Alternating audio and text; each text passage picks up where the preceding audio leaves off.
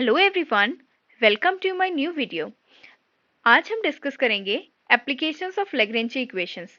जैसा कि अपनी पुरानी दो वीडियोस में हम लैग्रेंज इक्वेशन की कुछ एप्लीकेशंस डिस्कस कर रहे थे, तो उसी सीरीज में आगे बढ़ते हुए आज हम क्वेश्चन 6 उसकी एक और एप्लीकेशन को क्या करेंगे, सॉल्व करेंगे। तो हमारा क्वेश्चन है derive Lagrange equation for central force problem. आपको सेंट्रल फोर्स प्रॉब्लम के लिए लैग्रेंज इक्वेशन डिराइव करनी है।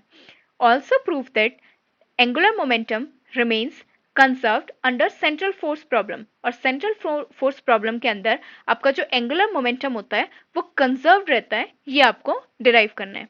तो स्टार्ट करते हैं सेंट्रल फोर्स प्रॉब्लम। अब जो सेंट्रल फोर्स प्रॉब्लम होती है वो प्रॉब्लम क्या होती है, एक प्लेन में होती है। ठीक है, सेंट्रल फोर्स प्रॉब्लम जो है एक प्लेन में होती है, मतलब आप इसको पोलर कोऑर्डिनेट की हेल्प से क्या कर सकते हैं, सॉल्व कर सकते हैं। पोलर कोऑर्डिनेट जब आप यहाँ पे यूज करेंगे तो आपके लिए ज्यादा इजी पड़ेगा। तो अभी तक हम काइनेटिक एनर्जी किस तरीके से निकाल रहे थे, kinetic energy half mv square कर रहे थे और वहां पे x डॉट और y डॉट का स्क्वायर करके निकाल रहे थे। अब कल ही मैंने आपको पुरानी वीडियो में बताया था कि पोलर कोऑर्डिनेट में हम किसी भी पार्टिकल के मोशन को r, थीटा से क्या करते हैं, डिनोट करते हैं। फिर मैंने आपको एक लैग्रेंजियन निकालना भी सिखाया था पोलर कोऑर्डिनेट में। अपना अब जो लास्ट वीडियो है, जो आपने लास्ट नोट्स अपने प्रिपेयर किए हैं, वो जाके देखिए। मैं आपको यहाँ पे भी शो कर देती हूँ। हमने क्या निकाला था, Lagrangian in polar coordinate half m r dot का square r square theta dot का स्क्वायर। अब ये जो वैल्यू हमने निकाली थी हम इसको डायरेक्टली वहां पे यूज करेंगे, क्योंकि हम पोलर कोऑर्डिनेट यूज कर रहे हैं तो हम ये वैल्यू वहां पे डायरेक्टली यूज कर सकते हैं। ठीक है, तो देखिए हमें यहाँ पे निकालना है kinetic energy half m r dot का square r square theta dot का स्क्वायर। ये पोलर कोऑर्डिनेट्स में हम सॉल्व कर रहे हैं, इसलिए हमने ये डायरेक्टली वैल्यू को यहाँ पे पुट कर दिया। अब देखिए काइनेटिक एनर्जी तो निकल के आ गया, अब हम निकालेंगे पोटेंशियल एनर्जी। पोटेंशियल एनर्जी किस तरीके से निकलेगा, for central force problem, central force problem के लिए जो फोर्स होता है that is equal to minus K upon R square R cap. ये आपका क्या होता है, फोर्स का एक्सप्रेशन होता है। और जो सेंट्रल फोर्स होता है वो फोर्स हमेशा कंजर्वेटिव होता है नेचर में। अगर कंजर्वेटिव फोर्स है तो जो आपका फोर्स है वो किसके बराबर होता है, negative gradient of potential. Force और पोटेंशियल के बीच में मैंने आपको ये पहले भी रिलेशन बता रखा है, force is negative gradient of potential. तो आपको फोर्स पता चल गया तो आप यहां से क्या कर सकते हैं, पोटेंशियल निकाल सकते हैं। तो आपका फोर्स किसके बराबर हो जाएगा, F is equal to minus का del V upon del R R cap. और ये किसके बराबर हो गया, minus K upon R square R cap के बराबर हो गया। तो यहां से आपका पोटेंशियल निकल के आया del V upon del R is equal to K upon R square. So आपका यहाँ पे जो पोटेंशियल है वो किसका फंक्शन होगा, सिर्फ आर का फंक्शन है। देखिए फिर से आप इसको देखिए, हमको सेंट्रल फोर्स प्रॉब्लम के लिए लैग्रेंजियन डिराइव करना था। तो काइनेटिक एनर्जी तो आपने डायरेक्टली लिख दिया, आपने पोलर कोऑर्डिनेट्स पढ़े थे तो आपने काइनेटिक एनर्जी का टर्म डायरेक्टली लिख दिया। अब जो सेंट्रल फोर्स प्रॉब्लम होती है वहां पे जो फोर्स है उसको इस तरीके से दिखाया जाता है। फोर्स का जो एक्सप्रेशन होता है वो ये होता है। और जो फोर्स होता है वो कंजर्वेटिव होता है नेचर में। और कंजर्वेटिव अगर नहीं है फोर्स, हमारा नेचर कंजर्वेटिव, जो फोर्स है वो कंजर्वेटिव नेचर का है, तो फोर्स किसके बराबर होता है, फोर्स होता है negative gradient of potential. Negative gradient of potential. तो फोर्स हो गया आपका माइनस का del V upon del R R cap is equal to minus का K upon R square R cap. अब ये जो इक्वेशन आई है आप इसको क्या करेंगे, सॉल्व करेंगे। ठीक है, तो यहाँ पे आपने इसको इसके इक्वल कर दिया, तो यहाँ से आपको पता चल गया कि जो पोटेंशियल है वो किसका फंक्शन है, आर का फंक्शन है। किसका फंक्शन है, आर का फंक्शन है। तो आपका लैग्रेंजियन किसके बराबर आ गया, L is equal to T minus का v half m r dot का square plus R square theta dot का स्क्वायर प्लस का V R, kinetic energy minus potential energy. तो आपका लैग्रेंजी इक्वेशन ऑफ मोशन हो गया d upon D T del L upon del R dot minus del L upon del R is equal to zero. Generalize coordinate r, इसलिए r के terms में हम इसको क्या कर रहे हैं, डिफरेंशिएट कर रहे हैं। तो आपकी इक्वेशन इस इक्वेशन में आपको क्या क्या चीजें जरूरी है, del L upon del R और del L upon del R dot. तो आप इन दोनों की वैल्यू यहाँ से निकालेंगे और इस वैल्यू को आप क्या करेंगे, यहाँ पे पुट कर देंगे। ठीक है, इस वैल्यू को पुट करने के बाद आप यहाँ से इक्वेशन निकाल सकते हैं। तो आपकी इक्वेशन किसके बराबर आ जाएगी, M R double dot minus M dot square R plus del V upon del R is equal to 0। M R double dot minus M V dot का स्क्वायर आर प्लस इस delta V upon delta R की जगह आप क्या value put कर सकते हैं, के अपॉन आर स्क्वायर। अभी आपने पहले इक्वेशन में देखा था कि आप ये इक्वेशन लिख सकते हैं इज इक्वल टू 0। तो आपकी कंप्लीट इक्वेशन बनती है R double dot minus theta dot का square R plus K upon M R square is equal to 0। तो ये आपकी इक्वेशन आ जाती है, Lagrange equation of motion for central force problem. Central force problem in terms of R. ठीक है, किसके टर्म्स में आ गई, ये आर के टर्म्स में आ गई। अब देखिए, जब हमने कल सिंपल पेंडुलम का केस पढ़ा था, तो सिंपल पेंडुलम के केस में मैंने बताया था कि ये जो डिस्टेंस है वो क्या रहती है, फिक्स रहती है। इस वजह से हमारा जनरलाइज कोऑर्डिनेट सिर्फ क्या आता है, थीटा आता है। लेकिन सेंट्रल फोर्स प्रॉब्लम में आर और थीटा दोनों चेंज हो सकते हैं। तो हमारे पास दो जनरलाइज कोऑर्डिनेट्स हैं। कितने कोऑर्डिनेट्स हैं, दो जनरलाइज कोऑर्डिनेट्स हैं। कौन कौन से, आर और थीटा। तो हमारे कितनी लैग्रेंजी इक्वेशन ऑफ मोशन आएंगी, दो लैग्रेंजी इक्वेशन ऑफ मोशन आएंगी। पहली तो हम डिराइव कर चुके हैं, आर के टर्म्स में हम डिराइव कर चुके हैं। अब सिमिलरली हम थीटा के टर्म्स में भी इक्वेशन निकालेंगे। तो हमारी इक्वेशन बनती है डी अपॉन डी टी। आप ये वैल्यू निकाल लीजिए लैग्रेंजियन से, और ये वैल्यू निकाल लीजिए और उसकी वैल्यू यहाँ पे पुट कर दीजिए। तो आपकी इक्वेशन आ जाएगी D upon D T M R square theta dot का square minus 0 is equal to 0। तो यहाँ से देखिए ये जो वैल्यू है, ठीक, इसका आप जब डिफ्रेंशिएशन कर रहे हैं तो आपको रिजल्ट क्या मिल रहा है, 0। इसका मतलब ये वैल्यू क्या होगी, कांस्टेंट होगी। इस वजह से आपको क्या मिल रहा है, इसका डिफरेंशिएशन टाइम के साथ 0 मिल रहा है। तो यहां से आपको पता चलता है कि M R square omega is equal to क्या है, कांस्टेंट है। ठीक, अगर आपका ये कांस्टेंट है तो यही तो आपका क्या होता है, एंगुलर मोमेंटम होता है। तो आपका एल इज इक्वल टू किसके बराबर आ गया, कांस्टेंट। तो यहां से आपको पता चला कि जो एंगुलर मोमेंटम है वो क्या है, कंजर्व्ड है। कांस्टेंट है मतलब कंजर्व्ड है, टाइम के साथ चेंज नहीं हो रहा है। क्वेश्चन में आपसे यही पूछा गया था कि and prove that angular momentum remains conserved under central force problem, कि सेंट्रल फोर्स प्रॉब्लम के अंदर जो एंगुलर मोमेंटम होता है वो कंजर्व्ड रहता है। तो सेंट्रल फोर्स प्रॉब्लम में आपने देखा, आपने काइनेटिक एनर्जी निकाला, पोटेंशियल एनर्जी आपने फोर्स के टर्म्स में निकाली, उसके बाद आपने लैग्रेंजी इक्वेशन ऑफ मोशन निकाली एक आर के टर्म्स में, देन आपने थीटा के टर्म्स में निकाली, और वहां से आपका क्या निकल के आए, ये इक्वेशन निकल के आई जहां पे differentiation M R square theta dot is equal to 0 था।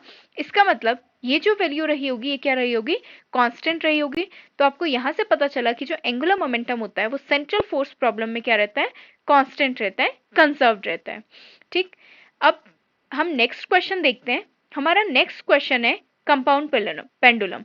ये जो क्वेश्चन है बहुत ज्यादा इंपॉर्टेंट है नेट के पर्सपेक्टिव से और गेट के पर्सपेक्टिव से, और कई बार जो एमएससी के एग्जाम्स होते हैं उसके लिए भी ये बहुत ज़्यादा इंपॉर्टेंट है, क्योंकि आपसे कंपाउंड पेंडुलम का क्वेश्चन पूछ सकता है और इसका टाइम पीरियड आपको निकालने को क्वेश्चन में आ सकता है।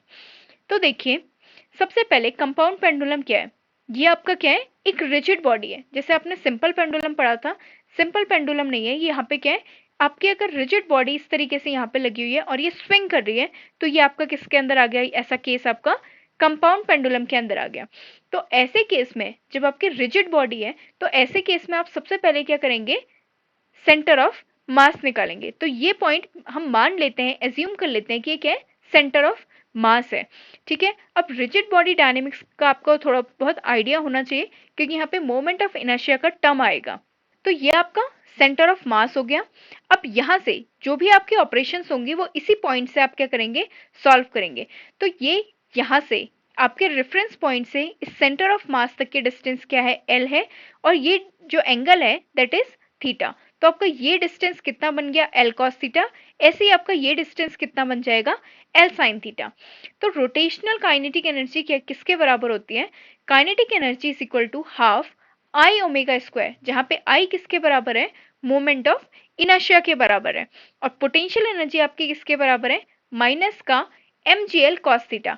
आपका रेफरेंस पॉइंट ये था, रेफरेंस पॉइंट से यहां तक के डिस्टेंस किसके बराबर है, एल कॉस थीटा, और अपने रेफरेंस पॉइंट इस बार यहाँ पे लिया है, तो ये कितना है, नेगेटिव है, इसलिए आपका जो पोटेंशियल एनर्जी आया that is potential energy is equal to minus mg L cos theta. तो आपका लेग्रेंजियन किसके बराबर आ जाएगा, L is equal to T minus का v half I omega square plus mgl cos theta. अब ये आपकी इक्वेशन बन गई, हाफ आई ओमेगा स्क्वायर किसके बराबर होता है, थीटा स्क्वायर के बराबर होता है, तो आपने थीटा स्क्वायर यहाँ पे पुट किया प्लस mgl cos थीटा।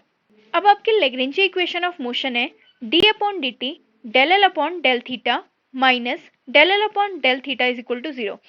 अब इस केस में देखिए, इस केस में भी आपका जो जनरलाइज कोऑर्डिनेट है वो सिर्फ क्या है, थीटा है, क्योंकि सेंटर ऑफ मास आपको पता चल गया कि सेंटर ऑफ मास यहाँ पे है, तो रेफरेंस पॉइंट से सेंटर ऑफ मास की जो डिस्टेंस रहेगी वो हमेशा फिक्स रहेगी। तो आपका सिर्फ क्या चेंज हो रहा है, थीटा चेंज हो रहा है। तो आप थीटा के टर्म्स में अपनी लेग्रेंजी इक्वेशन ऑफ मोशन को क्या करेंगे, सॉल्व करेंगे। So Lagrange equation of motion है D upon D T del L upon del theta dot minus del L upon del theta is equal to 0। तो आपकी इक्वेशन क्या बन जाएगी, आपको क्या क्या निकालना है यहाँ पे, del L upon del theta और del L upon del theta dot, वो आप कहाँ से निकालेंगे, जो आपने लेग्रेंजियन निकाला है आप यहाँ से निकालेंगे। तो आपका del L upon del theta किसके बराबर आ गया, माइनस का mgl साइन थीटा, और आपका del L upon del theta dot किसके बराबर आ गया, आई अपॉन थीटा डॉट। तो आपकी जो लेग्रेंजी इक्वेशन ऑफ मोशन है वो किसके बराबर आ जाएगी, D upon D T I theta dot plus mgl sine theta is equal to 0। अब आपकी इक्वेशन बन गई, आप इसको टाइम के साथ डेरिवेट करेंगे तो आपकी इक्वेशन आ जाएगी I theta double dot plus mgl sine theta is equal to 0। आपकी इक्वेशन यहाँ से किस फॉर्म में आ जाएगी, theta double dot plus mgl upon I sine theta is equal to 0। अब ये क्या है, Lagrange equation of motion for compound pendulum. इसमें भी देखिए आपने वही प्रोसीजर अप्लाई किया। सबसे पहले मैंने बताया आपको एक रिजिड बॉडी थी, रिजिड बॉडी है इसका मतलब इसका मास क्या है, पूरे में डिस्ट्रीब्यूटेड है। तो आप क्या करेंगे, सबसे पहले सेंटर ऑफ मास निकालेंगे, सेंटर ऑफ मास से आप डिस्टेंस देखेंगे कि रेफरेंस पॉइंट की डिस्टेंस कितनी है, फिर आप देखेंगे कि यहाँ पे क्या कर रहा है, थीटा वेरी कर रहा है, फिर आप एल कॉस थीटा। इसी तरीके से आप क्या करेंगे, काइनेटिक एनर्जी निकालेंगे, और रोटेशनल काइनेटिक एनर्जी एक रिजिड बॉडी के लिए होती है हाफ आई ओमेगा स्क्वायर, और पोटेंशियल एनर्जी आपने निकाली minus mgl cos theta. Reference point यहाँ पे लिया इस बार आपने, इसलिए आपका क्या है, नेगेटिव साइन आया है, और यहाँ तक की डिस्टेंस आपकी किसके बराबर है, L cos थीटा। तो आपका लेग्रेंजियन निकल गया। लेग्रेंजियन निकलने के बाद आपने इसको लेग्रेंजी इक्वेशन ऑफ मोशन से निकाला, और आपकी ये क्या आ गई, इक्वेशन निकल के आ गई। ठीक है, इक्वेशन निकालने के बाद जैसे सिंपल पेंडुलम के केस में आपसे टाइम पीरियड पूछा गया था स्मॉल ऑसिलेशंस के लिए, वैसे ही कंपाउंड पेंडुलम के केस में भी आपसे टाइम पीरियड पूछा जा सकता है। तो आप उसको किस तरीके से निकालेंगे, अब देखिए ये आपकी इक्वेशन थी स्मॉल ऑसिलेशंस के लिए sine theta is equal to theta is approximately equal to theta. तो आपकी इक्वेशन बन जाएगी theta double dot plus mgl upon I theta is equal to 0। Then theta double dot plus omega square theta is equal to 0। आपने क्या किया, जो आपकी ये वैल्यू थी इस वैल्यू को आपने क्या लिख दिया, ओमेगा स्क्वायर लिख दिया। तो आपकी इक्वेशन बन गई theta double dot plus omega square theta is equal to 0। अब ओमेगा स्क्वायर क्या है यहाँ पे, ये आपकी वैल्यू है। अब ओमेगा आपका यहाँ से निकल के आ गया under root mgl upon I. तो टाइम पीरियड किसके बराबर होता है, 1 अपॉन फ्रीक्वेंसी। तो और फ्रीक्वेंसी और एंगुलर फ्रीक्वेंसी का रिलेशन ये होता है omega is equal to 2 pi nu, तो nu is equal to omega upon 2 pi. तो यहाँ से आपका क्या होगा, टाइम पीरियड निकल के आ गया। ये क्या है, time period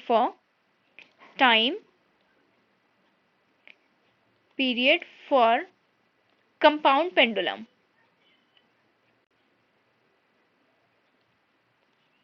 time period for compound pendulum. ठीक, तो यहां तक का आपने क्या कर दिया, इसको कंपाउंड पेंडुलम के लिए क्या क्या डिराइव कर दिया। सबसे पहले उसकी लेग्रेंजियन निकाल दिया, लेग्रेंजियन निकालने के बाद आपने क्या किया, लेग्रेंजी इक्वेशन ऑफ मोशन निकाली कंपाउंड पेंडुलम के लिए। देन आपने time period of compound pendulum निकाला। अब देखते हैं अपना next question. Our next question is LC circuit tank circuit. इसके लिए आपको क्या निकालना है, एलसी सर्किट को ही क्या बोलते हैं, टैंक सर्किट बोलते हैं। इसके लिए आपको क्या निकालना है, लेग्रेंजियन निकालना है। तो आप देखिए ये आपका कैपेसिटर है और ये आपका क्या है, इंडक्टर है। We know that capacitor behave like spring and inductor behaves like mass. जो इंडक्टर होता है वो मास की तरह बिहेव करता है, मतलब इंडक्टर के लिए आपका काइनेटिक एनर्जी निकल के आएगा, क्योंकि काइनेटिक एनर्जी में मास इन्वॉल्व होता है, इसलिए इंडक्टर के लिए जो काइनेटिक एनर्जी आएगी वो किसके लिए आएगी, इंडक्टर के लिए आएगी। और कैपेसिटर किसकी तरह बिहेव करता है, स्प्रिंग की तरह बिहेव करता है, और स्प्रिंग में क्या होता है आपका पोटेंशियल एनर्जी होता है। तो कैपेसिटर के करस्पॉन्डिंग आपके पास पोटेंशियल एनर्जी आएगी और इंडक्टर के करस्पॉन्डिंग आपके पास क्या आएगी, काइनेटिक एनर्जी निकल के आएगी। तो देखते हैं, kinetic energy is equal to half Li square, ठीक है, हाफ Li, मास की जगह यहाँ पे क्या आ गया, L आ गया, हाफ Li स्क्वायर। और पोटेंशियल एनर्जी आपकी कैपेसिटर के किसके बराबर होती है, Q स्क्वायर अपॉन 2C। तो आपका लेग्रेंजियन किसके बराबर आ गया। अब देखिए मैंने लेग्रेंजियन यहाँ पे इस बार इस तरीके से लिखा है क्योंकि हम L किसके लिए यूज कर रहे हैं, इंडक्टर के लिए यूज कर रहे हैं। तो लेग्रेंजियन हम किस तरीके से दिखाएंगे, इस तरीके से दिखाया। तो Lagrangian is equal to half Li square minus Q square upon 2C। तो लेग्रेंजियन किसके बराबर आ गया आपका, हाफ L, I किसके बराबर है, dq by dt, current is equal to change in charge. तो ये आ जाएगा dq बाई dt का square minus q square upon 2c। तो आपकी इक्वेशन बन जाएगी Lagrange equation of motion d upon dt del L upon del Q dot minus del L upon del Q is equal to 0। अब देखिए इस equation में जो जनरलाइज कोऑर्डिनेट है, जनरलाइज कोऑर्डिनेट आपका क्या है, q है, क्योंकि आपने इस करंट को भी किस में कन्वर्ट कर दिया, q के टर्म्स में कन्वर्ट कर दिया। तो आपका जो लेग्रेंजियन है वो पूरा किसके टर्म्स में कन्वर्ट हो गया, q के टर्म्स में, मतलब चार्ज के टर्म्स में। तो यहाँ पे जो जनरलाइज कोऑर्डिनेट है दैट इज अवर चार्ज, और ये आपका कैपेसिटर है और ये आपका इंडक्टर है, और ये कंप्लीट आपका क्या है, लेग्रेंजियन है, ठीक। अब इसी लेग्रेंजियन को जब आप लेग्रेंजी इक्वेशन ऑफ मोशन में देखेंगे तो आपको इसको क्या करना है, एक बार q डॉट के साथ डिफरेंशिएट करना है और एक बार q के साथ डिफरेंशिएट करना है, ठीक है। तो आपकी जो इक्वेशन बनेगी वो क्या बनेगी, d upon dt del q dot minus bracket minus q upon c is equal to 0। तो आपकी इक्वेशन ये निकल के आ गई, जब आप इसको सॉल्व किया, आपने टाइम के साथ इसको डिफरेंशिएट किया तो आपकी इक्वेशन निकल के आ गई L q double dot plus q upon c minus minus plus then q upon c is equal to 0।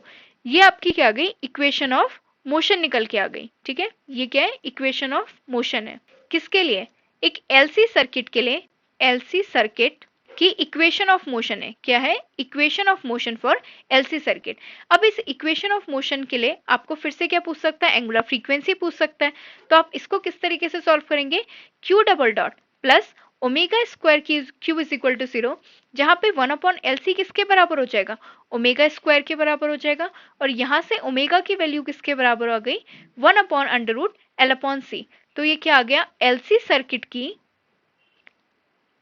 Circuit का एंगुलर फ्रीक्वेंसी निकल के आ गया, क्या आ गया, एंगुलर फ्रीक्वेंसी। तो देखिए आज हमने क्या क्या देखा, आज हमने सबसे पहले देखा कि सेंट्रल फोर्स प्रॉब्लम के लिए लेग्रेंजियन कैसे निकालते हैं, और हमने ये देखा कि उसमें एंगुलर मोमेंटम किस तरीके से कंजर्व्ड रहता है। फिर हमने क्वेश्चन किया कंपाउंड पेंडुलम का, किसका क्वेश्चन हमने किया, कंपाउंड पेंडुलम का हमने क्वेश्चन किया, जहां पे हमने कंपाउंड पेंडुलम के लिए लेग्रेंजियन निकालना देखा। लेग्रेंजियन निकालने के बाद हमने क्या किया, इसकी लेग्रेंजी इक्वेशन निकाली, देन उसका हमने टाइम पीरियड निकाला। फिर उसके बाद हमने अपना जो लास्ट क्वेश्चन था वो LC सर्किट के लिए लेग्रेंजियन निकालना देखा, और उसके बाद उसका एंगुलर फ्रीक्वेंसी निकालना देखा। तो आज के लिए बस इतना ही।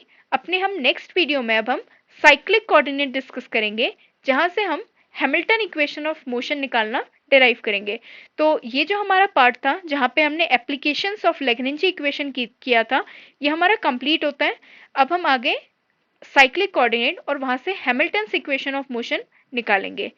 तो आज के लिए बस इतना ही। Thank you. अगर आपको मेरा वीडियो पसंद आया तो please like share and subscribe.